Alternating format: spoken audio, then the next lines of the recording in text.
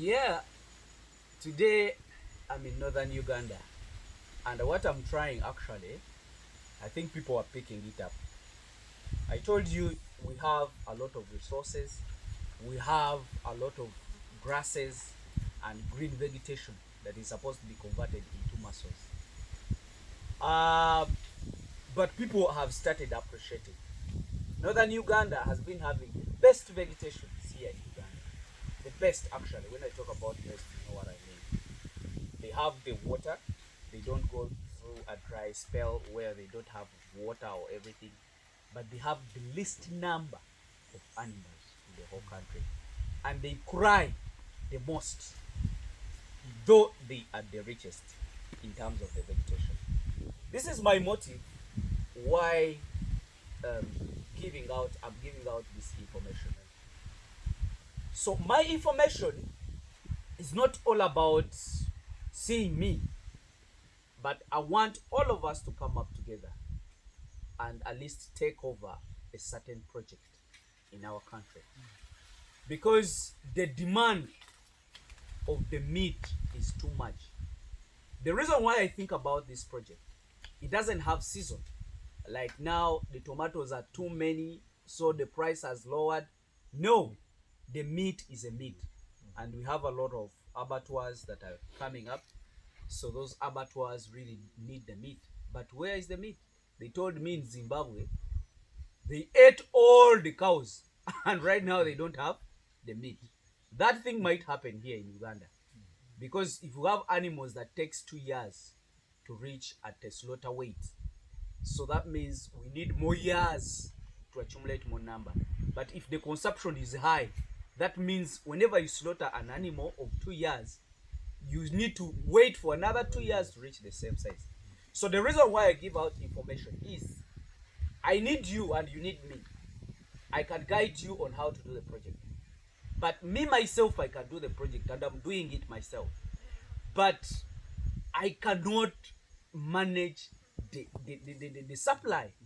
So the reason why I put you on board, or the reason why I give you information, I want you to be part of the project.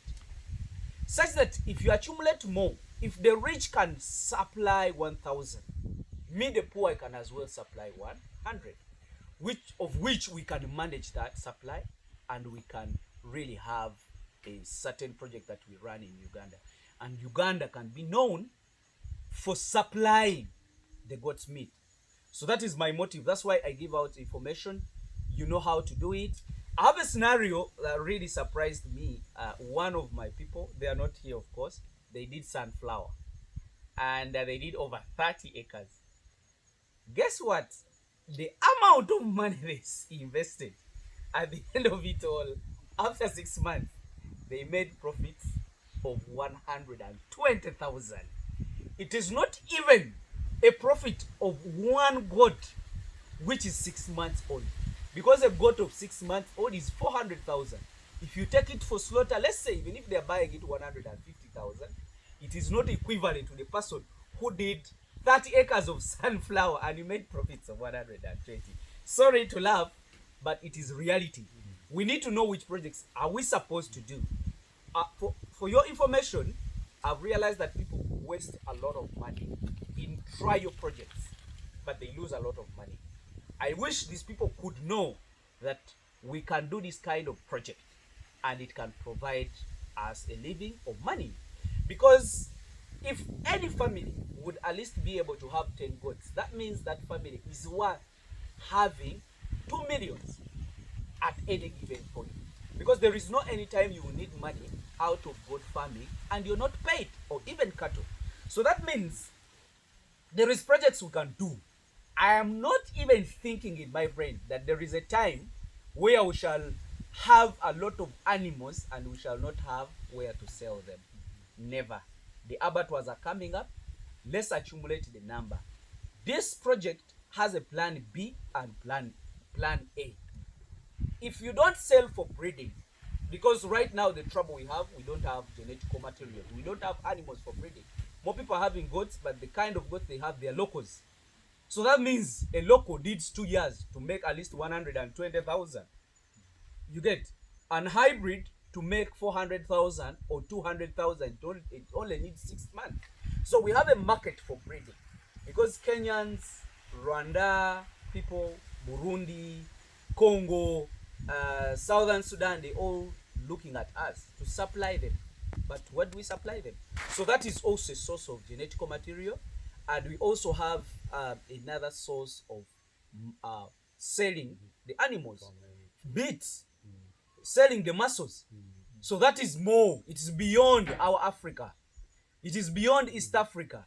Arabs need that. Americans need our meat, and other countries really need palatable and palatable um, animals or meat. So we are not using any concentrates. We are using natural grasses to produce our meat. So people, we need to put that together. We need to use our brains, and then I think we can make it. We can make it depending on what I've seen. There is a lot of monies, a lot of dollars that are not used in the bush. They are drying up, regrowing. Dry up. Our work, I told you, is to hire the machines called goats or cattle, convert the grasses into muscles. Muscles is our final destination. So thank you very much. I think you picked something. That's my reason why I'm telling you to do it. Let's accumulate.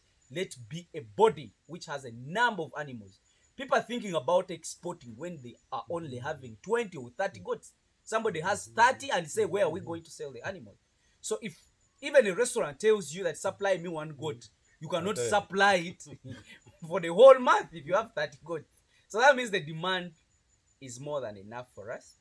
So whichever price we get, let's say they are taking our goat's meat at 10,000.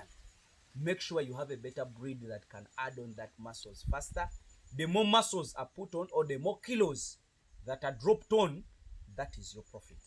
So thank you very much, and I wish you the best. I think you picked something in this idea, and we can make it together. I wish you the best.